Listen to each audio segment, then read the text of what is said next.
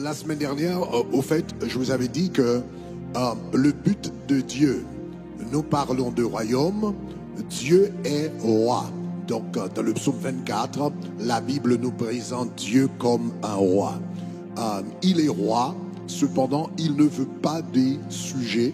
Je vous avais dit, il ne veut pas des sujets, il ne veut pas seulement des citoyens dans son royaume, il veut des fils. Conséquemment, nous lisons dans Matthieu chapitre 26, le verset 29, je vous le dis, je ne boirai plus désormais avec vous de ce fruit de la vigne, jusqu'à ce que j'en boirai de nouveau avec vous dans le royaume. Le texte ne dit pas dans le royaume du souverain, mais le texte nous dit, Jésus dit dans le royaume de mon Père. Donc voilà, c'est Dieu est roi, mais cependant, il veut d'abord avoir une relation de père et fils avec nous. Donc voilà pourquoi quand nous prions, Dieu ne nous dit pas, le Seigneur ne nous dit pas de dire notre roi qui est aux cieux, que ton nom soit sanctifié, que ton règne vienne, pas notre roi, que ton règne vienne, mais notre Père, que ton règne vienne. Il est un roi, mais il veut avoir une relation de père et fils avec vous. Nous avions parlé de tout cela. Maintenant, Dieu est père. Dieu est un père. Maintenant, étant donné que sa volonté, c'est que la terre soit un miroir du royaume, dans le royaume céleste, dans le royaume de Dieu, le royaume de Dieu est dirigé par un père. Donc voilà pourquoi, dans le monde, il va placer des figures d'autorité comme des pères. Just lower the keys a little bit. Il va placer des figures d'autorité comme des pères. Donc, de la même manière que dans le royaume de Dieu est dirigé par un père, la famille doit être une copie du royaume de Dieu. Je vous avais dit que notre responsabilité, Dieu dit, nous devrions prier et dire, notre Père qui es aux cieux, que ton nom soit sanctifié, que ta volonté soit faite sur la terre comme au ciel. Donc la volonté de Dieu, c'est que ce qu'il y a au ciel soit reflété sur la terre dans les différents aspects de nos vies. Notre vie personnelle doit être un reflet du royaume. Notre famille doit être un reflet du royaume.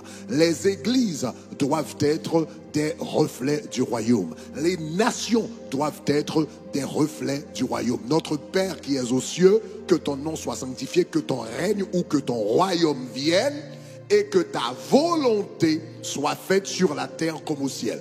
Donc ce qu'il y a dans ton royaume dans le ciel, la volonté de Dieu, c'est que la structure du royaume du ciel soit reflétée dans tous les aspects de la vie. Nos vies personnelles d'abord, nos familles, les églises, les communautés et les nations. Donc voilà. Donc étant donné que dans le ciel, le royaume est dirigé par un Père, c'est le royaume du Père. Conséquemment, toutes les miniatures, toutes les copies du royaume, tous les exemplaires du royaume que nous avons sur la terre, Dieu va établir des pères également dans ces royaumes-là. Les personnes en position d'autorité, Dieu va leur demander de vivre comme des pères également sur la terre. Donc, étant donné, dans le royaume des cieux, le royaume est dirigé par un père, la famille doit être un reflet du royaume. Donc, Dieu va mettre des pères dans les familles. Les églises doivent être des reflets du royaume. Donc, Dieu va mettre des pères dans les églises. Les nations doivent être aussi des reflets du royaume. Donc, Dieu va mettre des père dans les nations pour diriger les nations. Donc le royaume de Dieu est dirigé par un père, et celui qui dirige, celui qui est en position d'autorité, c'est un père, et Dieu va reproduire la même structure dans tous les aspects de la vie. Donc voilà pourquoi, comme je vous avais dit, donc dans les familles, étant donné que lui, il est père, et il veut que la terre soit un reflet du ciel. Donc dans le ciel, il est un père. Donc sur la terre, il va établir des pères. Donc premièrement, il va établir des pères dans les maisons, dans les familles. Donc dans Exode chapitre 20, le verset 2, donc Dieu va dire par exemple, honore ton père et ta mère afin que tes jours se prolongent dans le pays que l'Éternel ton Dieu te donne. Honore ton père et ta mère. Et ici, le texte fait allusion au père dans les familles. Donc de la même manière que Dieu est un père dans le ciel, il va mettre des pères dans les familles pour le représenter. Donc le père dans la famille, c'est le représentant de Dieu à l'intérieur de la famille. Et voilà pourquoi le père est le chef de la famille. Donc le père est le chef de la femme, la Bible dit, et les enfants obéissent aux parents. Donc, tout comme Dieu dirige le royaume, celui qui dirige le royaume céleste, donc c'est un père, celui qui va diriger le royaume familial, pour ainsi dire, va être aussi un père. Donc Dieu établit des pères dans les familles pour qu'ils soient son représentant ou encore ses représentants. Donc voilà pourquoi la Bible dit que le père dans la famille doit se soumettre à Dieu ou doit se soumettre à Christ, parce que sa responsabilité, c'est de servir de lien entre la famille et Dieu, prenant des instructions de la part de Dieu, ressemblant à Dieu. Donc comme ça, il représente Dieu à l'intérieur de la famille. Donc de la même manière que Dieu va mettre des pères dans la famille pour le représenter, à l'intérieur de l'Église également, non seulement la famille doit être un reflet du royaume de Dieu, mais l'Église doit être un reflet du royaume de Dieu. Et étant donné que le royaume de Dieu, le royaume des cieux, dans le royaume des cieux, c'est le royaume du Père, dans les églises, il va également établir des pères. Donc, vous allez lire, par exemple, dans 1 Corinthiens, chapitre 4, le verset 15, l'apôtre Paul va dire, en effet, si vous aviez 10 000 maîtres dans la foi en Christ, vous n'aviez pas plusieurs pères. Et il va continuer pour dire, car je vous ai engendré. Engendré, cela veut dire je suis venu, je suis votre père. Le père, c'est celui qui engendre. Je vous ai engendré en Jésus-Christ. Donc l'apôtre Paul a dit aux chrétiens de Corinthe, quand même si vous aviez 10 000 maîtres, vous n'avez pas 10 000 pères, car je vous ai engendré, je suis devenu votre père. Il y a une autre traduction qui dit, je suis devenu votre père. Donc cela veut dire, à l'intérieur, mais Paul ici, c'était le responsable de l'église de Corinthe. Donc, de la même manière que Dieu a établi des pères dans les maisons, il veut, le royaume des cieux est dirigé par un père. La famille doit être un reflet du royaume. Donc, dans la famille, vous allez avoir des pères biologiques. Hein? Donc, à l'église, vous allez avoir des pères, pas biologiques, mais des pères spirituels. Donc, l'apôtre Paul, lui, c'était un père spirituel pour l'église. Et même au niveau des nations, Dieu va établir des pères au niveau des nations également. Parce que les nations doivent être des reflets de Dieu, n'est-ce pas?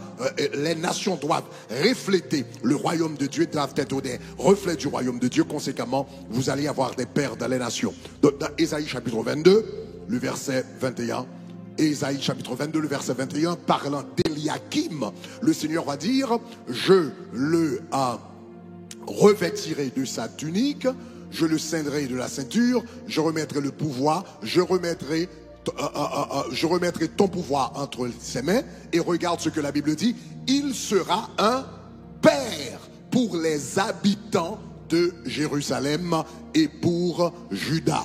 Il sera un père. Ici, quand Dieu parle d'Éliakim et il dit, il sera un père pour les habitants. Ici, ce n'est pas un père biologique. Ce n'est pas un père dans le contexte de la famille, ce n'est pas le père de la maison, ce n'est pas le père d'une église, c'est le père d'une nation. Il sera le père des habitants temps de Jérusalem et de Juda. Donc Jérusalem, c'était la capitale de la nation d'Israël. Donc voilà, donc ici, donc il y a des pères, je dirais, il y a des pères biologiques au niveau de la famille, il y a des pères spirituels, n'est-ce pas? Et il va avoir même des pères nationaux. Il va avoir des pères au niveau des nations. Pourquoi? Parce que le royaume des cieux est dirigé par un Père. C'est le royaume de mon Père, notre Père qui est aux cieux, que ton règne vienne. Donc le royaume de Dieu est dirigé par un Père, et étant donné que toutes les structures humaines, la terre doit être un reflet du royaume, de la même manière que dans le ciel, le royaume est dirigé par un Père, donc il va établir des pères dans ce monde, dans les différents postes d'autorité. Donc, qu'est-ce que cela veut dire? Donc, comme nous avions étudié la semaine dernière, ou bien nous avions commencé un peu en parler la semaine dernière, donc les pères jouent un rôle crucial, fondamental, essentiel dans le royaume de Dieu. Les grâces de Dieu passent par les pères. Les grâces du royaume passent par les pères. Les bénédictions du royaume passent par les pères. Dans la famille, ça passe par les pères biologiques.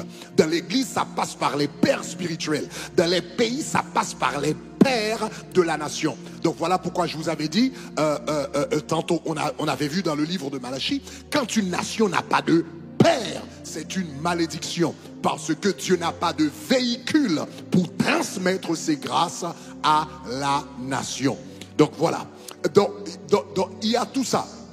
Maintenant, nous allons avancer un peu plus loin. Aujourd'hui, au fait, donc j'ai établi cela, mais aujourd'hui, ce que je voudrais faire vraiment, c'est expliquer certaines méconceptions que les gens ont par rapport à la paternité spirituelle. L'une des choses, je vous avais fait voir la semaine dernière que, comme je vous avais dit, les grâces du royaume passent par les pères. Donc, quand Dieu veut élever quelqu'un, quand Dieu veut faire du chemin avec quelqu'un, quand Dieu veut amener quelqu'un très loin dans la vie, la première chose, la première des grâces qu'il va lui accorder, c'est d'abord un père. Un père spirituel, c'est ce qu'il va lui donner d'abord. Donc nous avions vu par exemple la vie de Josué. Quand Dieu a voulu élever Josué, la première chose qu'il lui a donnée, c'était un père spirituel dans la personne de Moïse. Et c'était Moïse qui avait donné à Josué le nom de Josué. Il s'appelait Osée auparavant. Donc de la même manière, quand Dieu a voulu élever Samuel, la première chose qu'il lui a donnée, un père spirituel dans la personne d'Élie. Quand Dieu a voulu élever David, et la première des grâces qu'il lui a accordées, un père spirituel dans la personne de Saül. Donc également, quand Dieu a voulu élever Élisée, la première chose qu'il lui a donnée, un père spirituel dans la personne d'Élie. Élie, c'était son père spirituel. Timothée, c'est la même chose, etc., etc., etc. Donc, les pères, les grâces de Dieu passent par les pères. Et je veux aller, et je voudrais souligner ça. Il n'y a pas que les grâces de Dieu les grâces de Dieu relatives à l'élévation qui passent par les pères, mais même l'onction, ce n'est pas seulement l'onction pour l'élévation qui passe par les pères. Même l'onction pour la guérison, la délivrance, ces genres de choses passent également par des pères. Donc cela veut dire quand il y a une relation de père-fils, même l'onction pour la guérison, même l'onction pour la délivrance, ça passe et ça coule beaucoup plus facilement. Donc voilà pourquoi dans la Bible, souvent, vous allez voir Jésus qui va guérir quelqu'un. Par exemple, dans Matthieu chapitre 9, verset 2, il va guérir un handicapé et il va lui dire « Prends courage, mon fils, tu es pardonné. Prends courage, mon fils, tu es pardonné. » Cette relation de filiation entre Jésus-Christ et le paralytique, à travers de cette relation de filiation, la grâce pour que cet homme, cet handicapé, ce paralytique soit être guéri, ça va passer par cette relation de père et fils. De la même manière, dans Matthieu chapitre 9 verset 22, la femme de père de sang qui avait un problème, n'est-ce pas, Jésus va lui dire, prends courage ma fille, prends courage ma fille, tu as eu la foi en moi et tu es guéri. Prends courage ma fille, prends courage mon fils, prends courage ma fille. Cette relation de filiation donc entre Jésus-Christ et les gens permettait aux gens de recevoir l'onction qui amène à la délivrance, à la guérison, etc. Donc je vous dis tout cela pour vous dire que dans le royaume de Dieu, les grâces de Dieu passent par cette connexion-là. Cela veut dire quand tu es dans une église et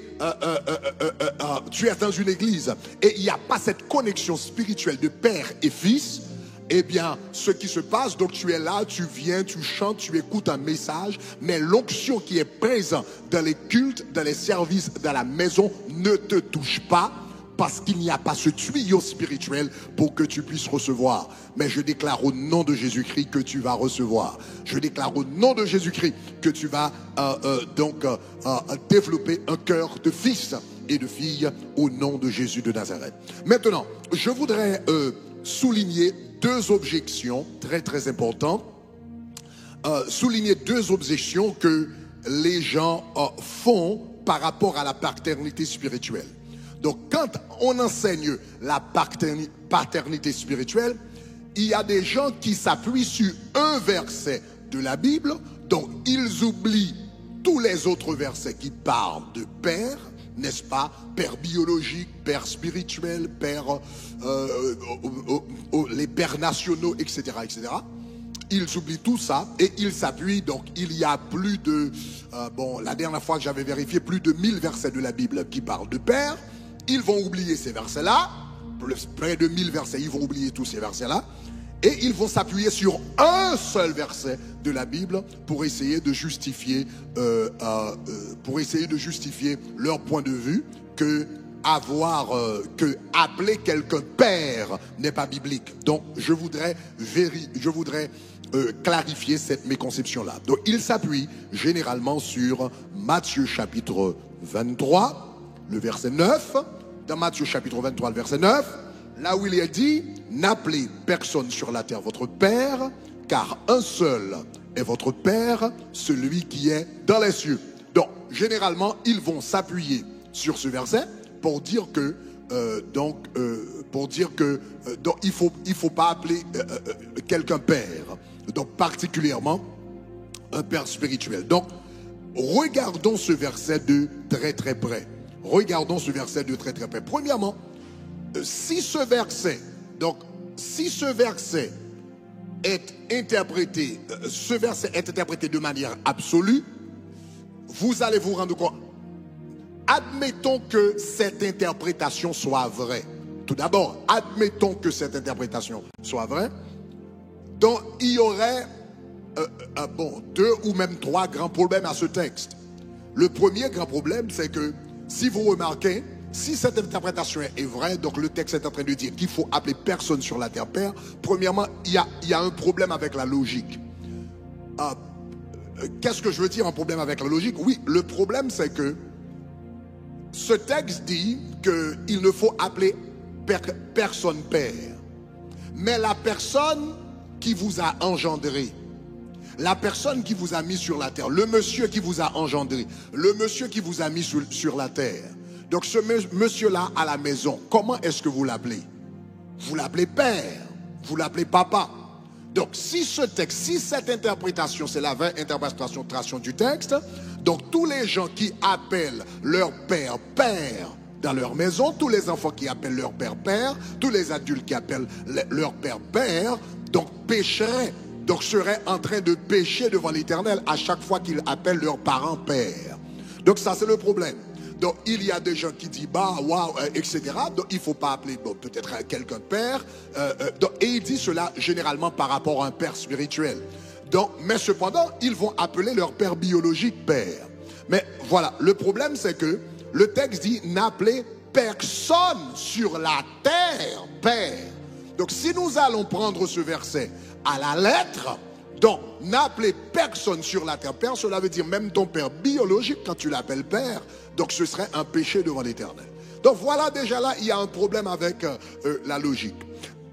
La deuxième chose, c'est que si cette interprétation est vraie, donc la Bible se contredit elle-même. Pourquoi? Parce que ce texte dit il ne faut appeler personne père, mais nous voyons tellement de versets dans la Bible où des hommes de Dieu sont présentés comme des pères, particulièrement des pères spirituels. Par exemple, lisons, nous avions déjà lu 1 Corinthiens chapitre 4, le verset 15. 1 Corinthiens chapitre 4, verset 15, l'apôtre Paul dit, quand même vous auriez plusieurs maîtres en Christ, vous n'avez pas cependant plusieurs pères. Donc quand il parlait des pères ici, il parlait de pères spirituels parce qu'il s'adresse à une église. Vous n'avez pas plusieurs pères, puisque c'est moi qui vous ai engendré en Jésus-Christ par l'évangile. Engendré, cela veut dire, engendré, c'est un père qui donne naissance à un fils. Donc, le terme engendré signifie donner naissance à un fils, ou bien donner naissance à un enfant. Donc cela veut dire, l'apôtre Paul veut dire, puisque c'est moi qui vous a donné naissance, c'est moi qui suis votre père en Jésus-Christ. Donc voilà, l'apôtre Paul ici se présente comme père. Quand nous lisons dans 2 Thessaloniciens chapitre 2, vers 1 Thessaloniciens chapitre 2, versets 1, 11 et 12, la Bible dit, vous savez aussi que nous avons été pour chacun de vous ce qu'un père est pour ses enfants. Vous savez que nous avons été pour chacun de vous ce qu'un père est pour ses enfants. Donc voilà, l'apôtre Paul s'écrit à s'adresser aux chrétiens de Corinthe. Il se présente comme leur père et ils sont ses enfants. J'ai été pour vous comme chacun de vous ce qu'un père est pour ses enfants. Il se présente comme le père des Thessaloniciens, comme il s'était présenté comme le père des Corinthiens. Donc de la même manière, vous allez voir, et ceci non seulement sur le plan corporatif, mais au niveau individuel également, il va se présenter comme un père.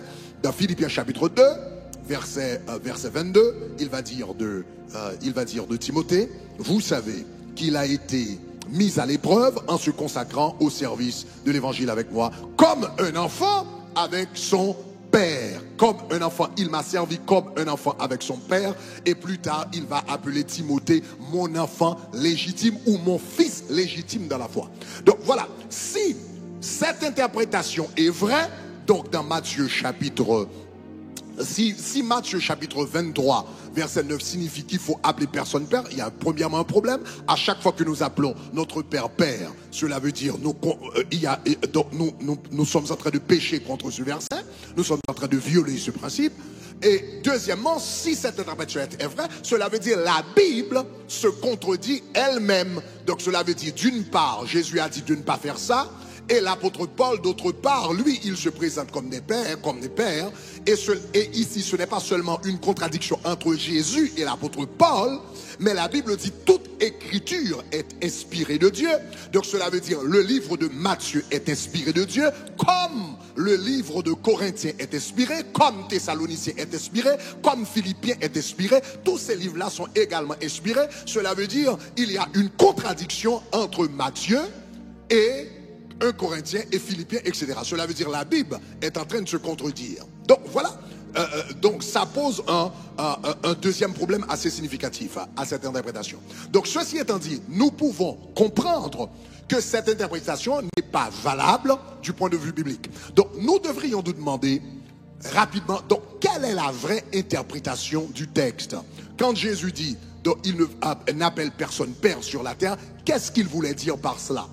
Je me rappelle, quand j'ai commencé à étudier la parole de Dieu, le premier principe de l'interprétation biblique que j'avais appris, c'est ce qu'on appelle le loi, ou encore la loi du contexte. La loi du contexte. On me disait qu'un texte sans contexte est un prétexte. Un texte sans contexte est un prétexte. En d'autres termes, si tu prends un texte de la Bible en dehors de son contexte immédiat et en dehors même du contexte biblique, tu peux tu peux insérer n'importe quoi dans ce verset. Tu peux donner à ce verset n'importe quelle interprétation. Donc si tu détaches le texte de son contexte, donc pour pouvoir comprendre la déclaration de Jésus-Christ, nous devons regarder le contexte. Maintenant, regardons le contexte, parce que ce verset se trouve dans Matthieu chapitre 23, versets 9 et 10. Donc, regardons le contexte du texte. D'abord, nous allons commencer dans Matthieu chapitre 23, verset 1er. Il faut nous mettre tout d'abord dans le contexte. Nous allons regarder au fait tout le chapitre rapidement pour vous mettre dans le contexte. Ok, au commencement du chapitre, Jésus-Christ dit, alors Jésus parle à la foule et à ses disciples, verset 1er, on continue, et il dit, les scribes et les pharisiens sont assis dans la chair de Moïse. Donc la première observation à faire, c'est que ce texte est en train de parler, dans ce texte, Jésus-Christ est en train de parler des scribes et des pharisiens. Ça, c'est la première observation qu'il faut faire. Deuxièmement, donc on continue, au verset 3, la Bible dit, faites donc et observez tout ce qu'ils vous disent, mais n'agissez pas selon leurs œuvres. Ok? Car ils disent et ne font pas. Ok, voilà. Ce texte-là parle des scribes et des pharisiens. Particulièrement, ce texte est en train d'adresser l'hypocrisie des scribes et des pharisiens qui disaient des choses qu'ils ne faisaient pas. Donc cela veut dire, et la Bible dit, n'agissez pas selon leurs œuvres. Donc cela veut dire, ce texte était en train de nous dire de ne pas faire ce que les scribes et les pharisiens sont en train de faire. N'imitez pas leurs œuvres, particulièrement n'imitez pas leurs hypocrisies. Donc c'est un texte qui s'adresse à un groupe de personnes bien déterminées et qui adresse un péché bien déterminé, une œuvre bien déterminée qui s'appelle l'hypocrisie. Donc nous continuons avec le texte, le verset 4, la Bible dit, il lie des fardeaux pesants, n'est-ce pas, et il les met sur les épaules des hommes, mais ils ne veulent pas remuer, ils ne veulent pas les remuer du doigt. En d'autres termes, donc ils vont imposer des obligations sur les autres que eux, ils vont pas observer. Donc cela veut dire, donc il y a une contradiction entre ce qu'ils disent et ce qu'ils font. Donc ça c'est l'hypocrisie. Donc on continue, verset 5. Le verset 5, la Bible dit, ils font toutes sortes d'actions pour être vus par les hommes. Ah, voilà. Donc ce texte est en train de parler de ceux qui agissent d'une manière, on souligne cette phrase, pour être vus par les hommes. En d'autres termes, ce texte parle de la vanité des scribes et des pharisiens. Ils font des choses, ils disent des choses pour être vus. Donc la Bible dit, ainsi ils portent de larges phylactères, n'est-ce pas, et ils ont de longues franges à leurs vêtements. Les phylactères, ce sont des banderoles qu'ils portent, etc. Des banderoles, sainteté à l'Éternel, cela veut dire des personnes qui mettent des pancartes, donc pour dire qu'ils sont saints. Donc vous voyez, dans l'Ancien Testament, il y avait un bandeau que le sacrificateur portait qui disait sainteté à l'Éternel. Donc ils portent des choses comme ça, donc qui sont écrits physiquement, qui sont écrits sur eux, sainteté à l'Éternel. Aujourd'hui, on porte des t-shirts, n'est-ce pas, etc. Mais en tout cas, des larges phylactères, et ils ont de longues franges à leurs vêtements, donc ils portent des habits, etc. Et ils aiment la première place dans les festins. Donc quel est le problème? Ce sont des gens qui agissent d'une manière pour être vus des autres. Donc ils portent des banderoles pour dire qu'ils sont saints, de longs vêtements pour dire qu'ils sont saints, ils vont s'asseoir à la première place dans les festins, donc encore pour être vus des hommes. Ils portent des vêtements pour être vus des hommes, ils portent des bandeaux pour être vus des hommes, ils vont s'asseoir à la première place pour être vus des hommes, ils vont prendre les premiers sièges de les synagogues. Pourquoi? Pour être vus des hommes, etc. Donc vous voyez le contexte. Ils aiment à être salués en public. Ils aiment à être salués en public. Pourquoi? Pour être vus des hommes. Ils aiment à être appelés par des hommes. Rabbi, cela veut dire maître. Pourquoi? Pour être vus des hommes. Ils font toutes sortes d'actions. Donc on revient verset 7, on continue. Donc ils font tout ce genre de choses pour être vus. Ils aiment ça dans les places publiques et appelés être rabbi, verset 8. Donc ils font tout ces genres de choses pour être vus des hommes. Next verse, ok, verset 9. Ok, donc, mais vous, ne vous faites pas appeler rabbi, car un seul est votre maître. Le mot rabbi signifie maître, car un seul est votre maître, et vous êtes tous frères. Donc ce texte dit, ne vous faites pas appeler maître, n'est-ce pas? Rabbi signifie maître. Cela veut dire, c'est dans ce contexte-là que Jésus va dire, ne vous faites pas appeler rabbi, ou bien maître, ou bien professeur, ou bien docteur, c'est ce que signifie le mot rabbi, car un seul est maître. Qu'est-ce que cela veut dire? Cela veut dire, celui qui est à la maison, qui est en classe, l'enfant qui est en classe, qui appelle son professeur maître, dans ce contexte-là, est-ce qu'il a péché? Donc l'enfant n'a pas péché parce qu'il appelle son professeur prof, ou bien parce qu'il appelle maître. Donc, dans quel contexte Jésus avait dit qu'il ne fallait pas appeler quelqu'un maître? Il avait dit, il ne faut pas appeler quelqu'un maître quand cette personne-là s'attribue le titre de maître. Pourquoi? Pour être vu des hommes. Comme le pharisien qui porte de longs vêtements pour être vu des hommes, des bandeaux pour être vu des hommes, qui vont s'asseoir au premier siège des synagogues pour être vu des hommes, les premières places publiques pour être vu des hommes, etc. Donc, le professeur qui enseigne en classe, l'enfant qui l'appelle maître, mais lui, il est vraiment un maître.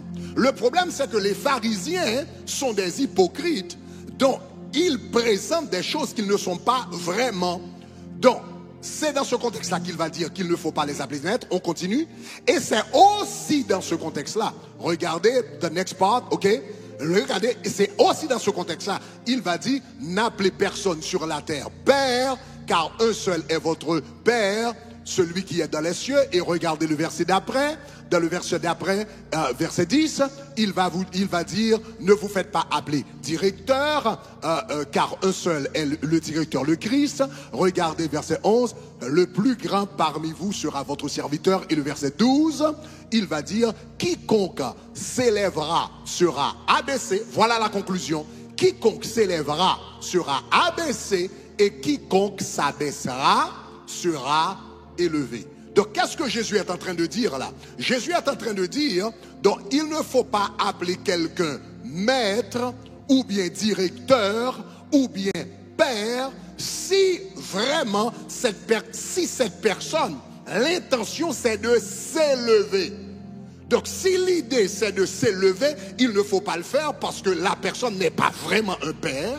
La personne n'est pas vraiment un directeur, n'est pas vraiment un maître. C'est un hypocrite qui agit pour être vu des hommes. Dans ce contexte-là, il ne faut pas le faire. Mais dans un contexte normal, là où il y a un vrai père, il y a un vrai directeur, il y a un vrai maître, ce n'est pas un péché que quelqu'un appelle son père biologique père, ou quelqu'un appelle quelqu'un maître à l'école, ou quelqu'un appelle quelqu'un directeur dans un poste du gouvernement, etc., etc. Cette personne-là n'a pas péché. Donc, ce que Christ est en train de dire, il ne faut pas contribuer à la vantardise et à l'hypocrisie des hommes. Donc, voilà pourquoi, bien que ce verset existe et l'apôtre Paul était au courant de ce verset.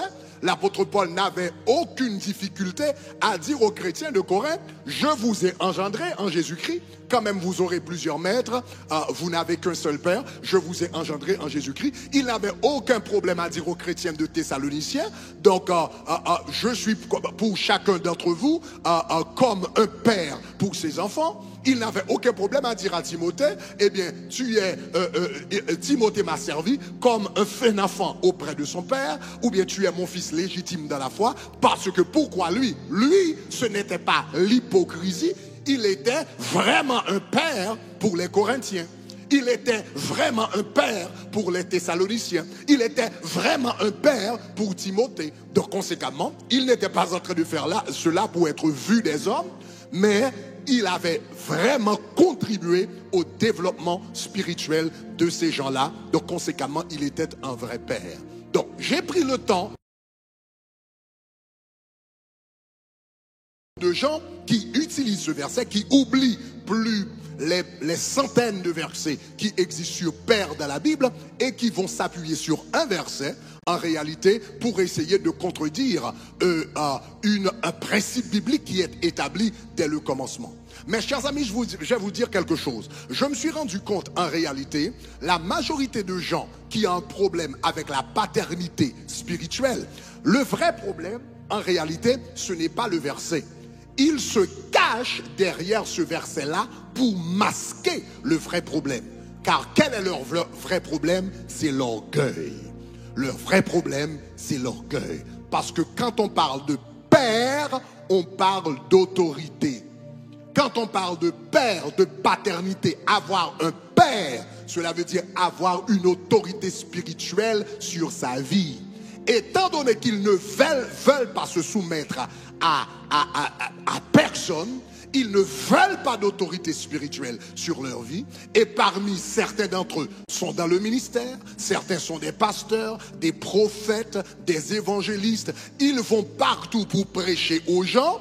Ils s'établissent comme des autorités spirituelles sur la vie des gens, mais eux, ils n'ont aucune autorité spirituelle sur leur vie. Donc, conséquemment, ces gens-là, pour justifier leur orgueil et pour justifier le désordre qu'ils créent dans le royaume, donc ils vont s'appuyer sur ce verset, uniquement au détriment de tous les autres versets de la Bible. Donc, j'ai pris le temps de vous expliquer ce texte dans son contexte pour faire disparaître les méconceptions au nom de Jésus de Nazareth. Alléluia. Maintenant, je vais souligner une autre chose par rapport à la paternité spirituelle, une autre méconception. La deuxième méconception qu'il faut vraiment donc clarifier ou bien diffuser par rapport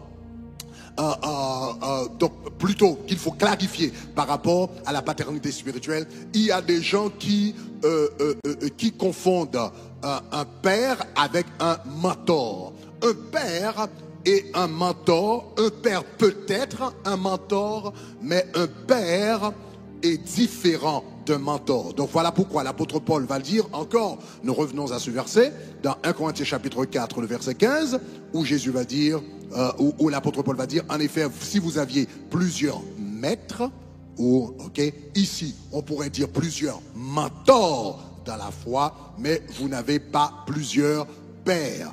Donc la Bible parle de maîtres. Il y a une différence entre les maîtres et les pères. Quelle est la différence entre un mentor et un père? C'est qu'un mentor, à travers un mentor, il y a un transfert de connaissances.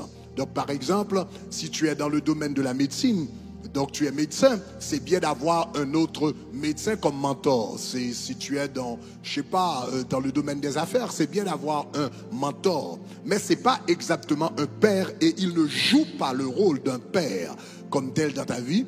Dans un mentor, à travers un mentor, il y a un transfert de connaissances, mais à travers un père, il y a un transfert d'onction et il y a un transfert de grâce. Généralement, un mentor doit avoir de l'expérience dans le domaine particulier où il va te donner du mentorat. Mais un père n'est pas obligé d'avoir de l'expérience dans ton domaine en particulier pour que la grâce qui reste, pour que la grâce qu'il transporte, pour que la grâce qui repose sur sa vie, pour que l'onction qui repose sur sa vie puisse couler dans ton obligé d'être dans ton domaine pour être béni à cause de lui dans ton circuit bien particulier. Donc, voilà pourquoi dans la Bible, nous avons quelques exemples dans la Bible. Vous allez voir par exemple le roi Joram, n'est-ce pas? Joram était roi, mais quand il était sur le point d'attaquer les Syriens, il va s'adresser à Élisée et il va dire: dois-je les tuer, mon père? Ça, c'est Joram qui est en train de s'adresser à Élisée. Joram qui est en train de s'adresser à Élisée. Joram était qui? Joram était un roi. Il était dans le domaine de la politique. Il était dans le domaine de la gouvernance nationale. Donc il était roi. Et Élisée, lui, était quoi? Il était prophète. Et voilà pourquoi. Voilà, Joram est roi. Élisée est prophète, mais la grâce qui repose sur la vie d'Élisée va également toucher la vie de Joram. De la même manière, nous allons voir ça également dans 2 Rois chapitre 11, le verset 13. Ici, il est question d'Élisée et Joas. Joas également était roi, mais quand il est tombé malade, donc il a dit à Élisée: mon père, char d'Israël et de sa cavalerie. Donc ces hommes-là, c'était des hommes d'État. Pourtant, ils avaient un père, pourtant, ils avaient un prophète comme un père spirituel. Donc, ils ne sont pas obligés d'avoir d'autres rois. Disons, leur père spirituel, c'était pas nécessairement d'anciens rois ou d'autres rois. C'était un prophète. Donc, cela veut dire, c'est différent d'un mentor. Donc, à travers un mentor, il y a un transfert de connaissances, d'expérience, etc. Mais à travers un père, il y a un transfert de grâce.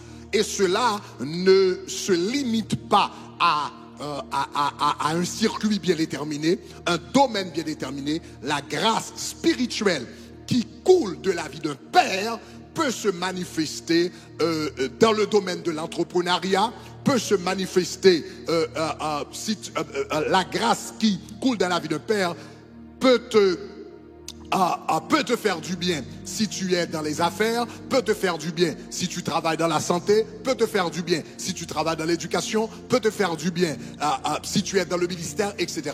En d'autres termes, le principe de mentorat ou le principe de paternité spirituelle ne s'applique pas seulement à ceux qui sont dans le ministère.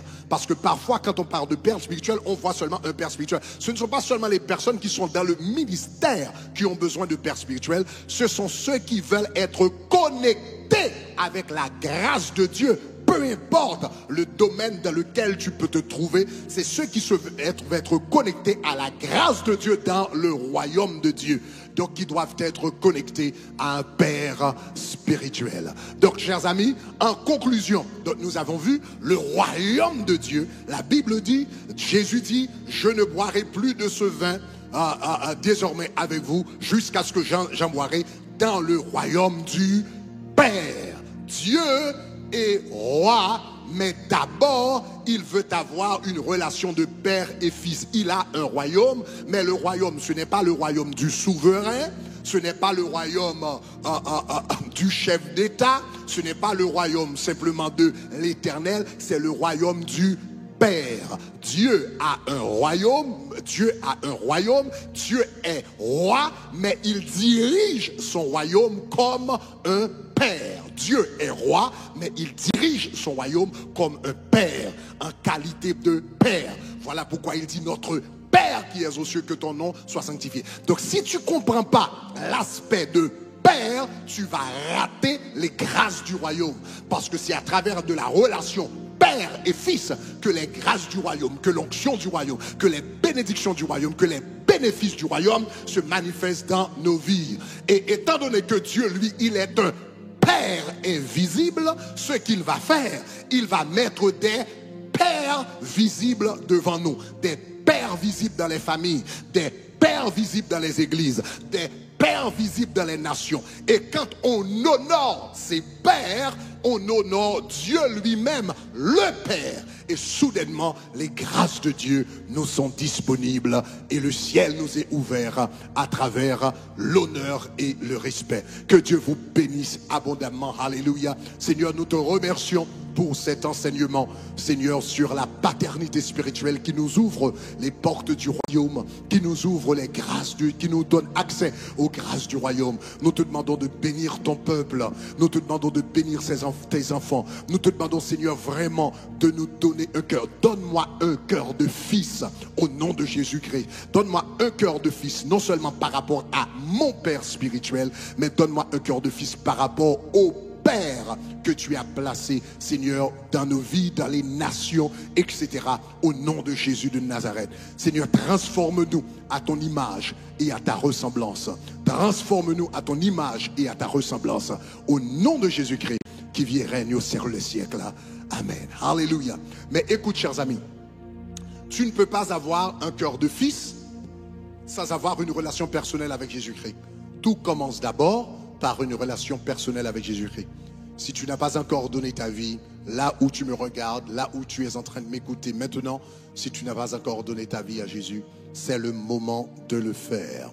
Donc, vous qui m'écoutez en Haïti maintenant, je voudrais vous encourager à nous envoyer un texte. Vous aimeriez donner votre vie à Jésus. Donc, envoyez-nous un texto par téléphone au 49 26 23 23. 49 26 23 23. Ok, donc 49 06 pardon 23 23 et écrivez sauvé. Donc vous qui êtes en Haïti, vous qui êtes en France, si vous aimeriez donner votre vie à Jésus, vous n'avez qu'à lever la main, donc, et quelqu'un va vous assister.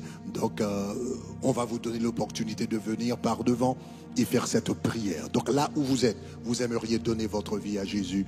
Je vous accorde 30 secondes maintenant. Vous qui me regardez sur YouTube, allez au bas de la page, le premier lien au bas de la page, cliquez au premier lien au bas de la page et vous pouvez remplir le formulaire et ce sera votre façon de vous donner votre vie à Jésus. Donc, Jésus, je t'adore. Tendre Père, je t'adore. Je te donne ma vie. Je t'aime tant. Donc, nous allons chanter ce chœur rapidement. Et je vous accorde 30 secondes maintenant pour donner votre vie à Jésus. Donc, vous qui me regardez sur YouTube, donc cliquez sur le premier lien au bas de la page et dire: Seigneur, je veux être ton fils, je veux être ta fille au nom de Jésus. Je veux Seigneur que tu sois mon Père. Quelqu'un va dire: mais le Seigneur est le Père de tous. Non, la Bible dit: à tous ceux qui l'ont reçu, à ceux qui croient en son nom, il a donné le pouvoir de devenir enfant de Dieu. On devient enfant de Dieu. On n'est pas né enfant de Dieu, on est créature de Dieu. On est né créature de Dieu, mais on devient enfant de Dieu par Jésus-Christ. Donc si vous aimeriez avoir cette relation de père et fils avec Dieu, donc la première chose qu'il faut faire, c'est de donner votre vie à Jésus. Donc cliquez au premier lien au bas de la page, donc vous pouvez faire cela. Donc vous qui aimeriez le faire par téléphone, par texto, donc c'est 49 06 23. 49 06 23 23. Faites-le maintenant au nom de Jésus de Nazareth. Alléluia. Faites-le maintenant. Tendre Père, je t'adore. Tendre Père, je t'adore. Je te donne ma vie. Je te donne ma vie. Je t'aime tant,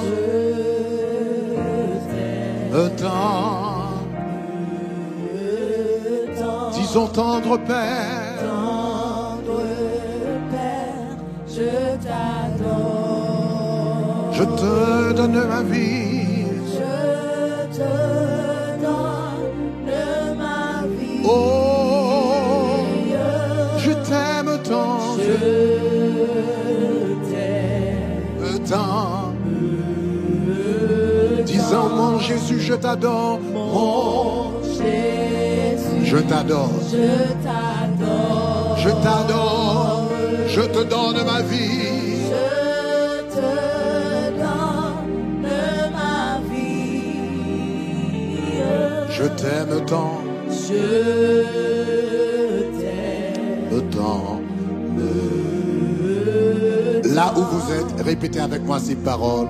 Dites Seigneur Jésus, je te donne ma vie. Merci de m'avoir parlé aujourd'hui.